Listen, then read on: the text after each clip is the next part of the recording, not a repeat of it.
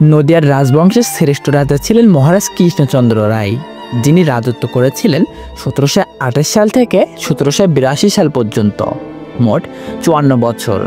মহারাজ কৃষ্ণচন্দ্র ছিলেন বিদ্যানুরাগী, সংস্কৃতি ও ফার্সি ভাষায় ছিলেন পারদর্শী। তবে তিনি অধিক পরিচিত ছিলেন তার সভাসদ হাস্যরসিক গোপাল ভাঁড়ের কারণে। এই কৃষ্ণচন্দ্রের আরও একটি পরিচয় ছিল, তিনি ছিলেন নবাব সিরাজউদ্দৌলার বিশ্বাসঘাতক। 1757 সালের পলাশীর যুদ্ধে নবাব সিরাজউদ্দৌলা ইংরেজদের সাথে সংঘাতে লিপ্ত হলে মহারাজ কৃষ্ণচন্দ্র ইংরেজদের পক্ষ অবলম্বন করেন। কিন্তু মহারাজা কৃষ্ণচন্দ্রের শেষ পরিণতি হয়েছিল খুবই খারাপ। তার কৃতিত্বের পাশাপাশি তার করুণ শেষ পরিণতির ইতিহাস আমরা বিশ্লেষণ করব আজকের এই ভিডিওটিতে।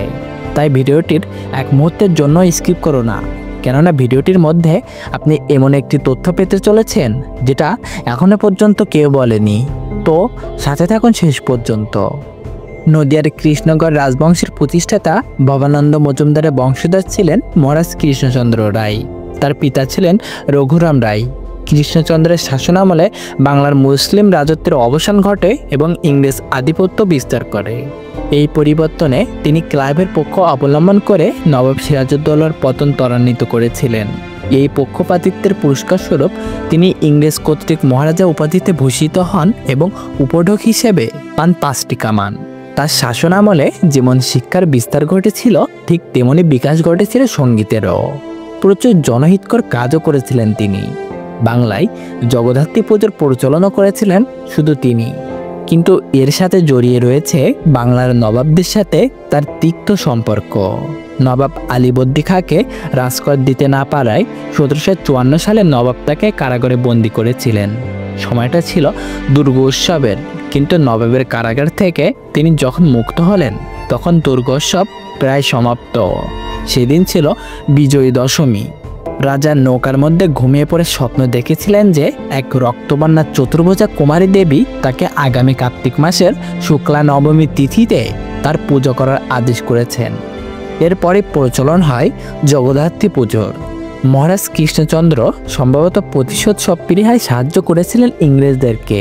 তিনি আন্দাজ করতে পেরেছিলেন ইংরেজদের দূরদৃষ্টি। এছাড়া তিনি মনে করতেন যে মুসলিম নবাবদের হাতে কখনো হিন্দু ধর্ম সুরক্ষিত থাকবে না, বরং ইংরেজদের হাতে হয়তোবা সুরক্ষিত থাকতে পারে। এসব বিভিন্ন কারণেই কৃষ্ণচন্দ্র নবাবদের বিরুদ্ধে গিয়ে ইংরেজদের সমর্থন করেছিলেন।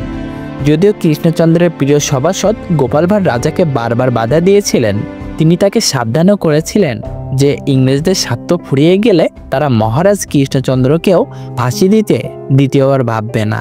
কিন্তু রাজা কৃষ্ণচন্দ্র গোপাল ভাঁড়ের কোনো কথায় কর্ণপাত করলেন না। নবাব সিরাজউদ্দৌলার সাথে বিশ্বাসঘাতকতার কারণে তিনি ইংরেজদের কাছ থেকে যেমন বাহবা পেয়েছিলেন, ঠিক তার পাশাপাশি নিজের স্বাধীনতা পুরোপুরিভাবে হারিয়ে ইংরেজদের বশত্ব স্বীকার করতেও বাধ্য হয়েছিলেন। সিরাজউদ্দৌলার পতনের পর মীর জাফর নবাব হন এবং তার কিছু সময় পর মীর জাফরকে সরিয়ে বাংলার নবাব হন তার জামাতা মীর কাসেম।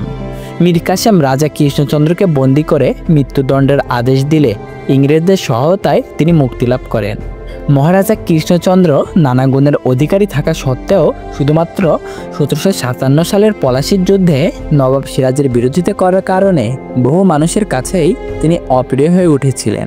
কৃষ্ণচন্দ্র একজন বিশিষ্ট সাহিত্যপ্রেমিক ছিলেন। মধ্যযুগের অন্যতম বিখ্যাত কবি ভারতচন্দ্র ছিলেন তার সভাকবি। এছাড়া সাধক কবি রামপ্রসাদ সেন, পণ্ডিত বানেশ্বর বিদ্যালঙ্কার, কৃষ্ণনন্দন বাচস্পতি, জগন্নাথ তর্ক পঞ্চানন, হরিরাম তর্ক সিদ্ধান্ত প্রমুখ তার রাজসভার অলঙ্কৃত করতেন। হাস্যরসিক গোপাল ভাঁড় ছিলেন তার দরবারের প্রখ্যাত বিদূষক। কৃষ্ণচন্দ্রের আদেশেই ভারতচন্দ্র তার শ্রেষ্ঠ কাব্য অন্নদামঙ্গল রচনা করেন। এই কাব্যর 3য় খণ্ডের নাম মানসিংহ। এতে কৃষ্ণচন্দ্রের পূর্বপুরুষ ভবানন্দ মজুমদারের ইতিহাস বর্ণিত হয়েছে। নবদ্বীপ সহ বাংলার বিভিন্ন স্থানে সংস্কৃত চর্চার ক্ষেত্রে কৃষ্ণচন্দ্রের অবদান বিশেষভাবে উল্লেখযোগ্য। তার স্ত্রী রানী ভবানীও সে যুগে বাংলা সংস্কৃত চর্চার পৃষ্ঠপোষকতা করতেন। কৃষ্ণচন্দ্র বহু জনহিতকর কাজও করেছিলেন। 1762 সালে নদিয়া জেলার শিবনিবাসে তিনি একটি বৃহৎ শিব মন্দির নির্মাণ করেন। অবশেষে নদিয়ার এই মহারাজা 1782 সালে মৃত্যুবরণ করেন। তো বন্ধুরা, এই ছিল রাজা কৃষ্ণচন্দ্রের জীবনের নানা ইতিহাস। এগুলো জেনে আপনাদের কেমন লাগলো অবশ্যই কমেন্ট বক্সে আপনার মতামত কমেন্ট করে জানাবেন। আর ভিডিওটি ভালো লাগলে ভিডিওটিতে একটি লাইক দিন এবং চ্যানেলটিকে এখনই সাবস্ক্রাইব করে রাখুন, যাতে করে এমন সকল সত্য তথ্য আপনি সকলের আগে জানতে পারেন।